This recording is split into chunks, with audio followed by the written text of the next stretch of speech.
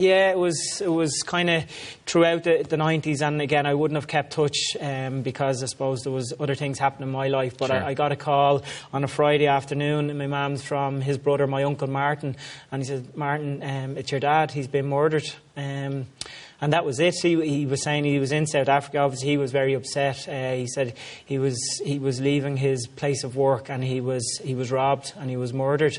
So Martin was very upset, and I kind of put down the phone, and there was kind of a kind of void. I wasn't exactly sure how to feel. I rang Louise, who's now my wife, and then I would have rang Mick Galvin, who was a teammate of mine, and just said the news and put down the phone.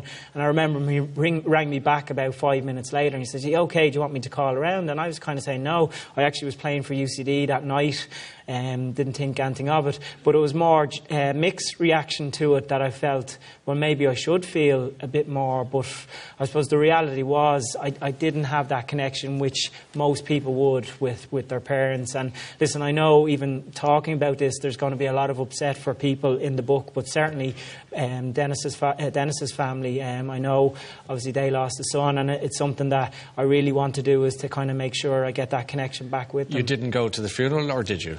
No, I didn't. They had asked me to go out, and it was something, I think it's a bit of a tradition that the eldest son would go, but I think where I was kind of still, it was probably early 20s at this stage. It just wasn't something that I felt was really appropriate. But again, at this stage of my life, I probably would like to kind of be a bit more inquisitive about that side. You were young. You had a lot going on in your world, and you were, I suspect, entitled not to quite know how to handle the enormity of what happened, because I suppose you probably think differently now.